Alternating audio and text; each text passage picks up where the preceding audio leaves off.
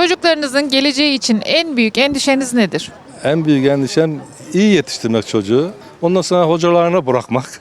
Hocalar da iyi olursa çocuklarımız iyi yolda gider. Hocalar da iyi yönetmezse çocuklar evine ayağı kesince yaşları büyüdükçe ortalığa uyuyorlar, ortama. İşte böyle akşamları eve geldi miydi sana ya doğru cevap verir ya vermez. Çünkü senin elinden çıkmış oluyor çocuk 12-15 yaşına geldi miydi. Hocalarına teslim ediyor.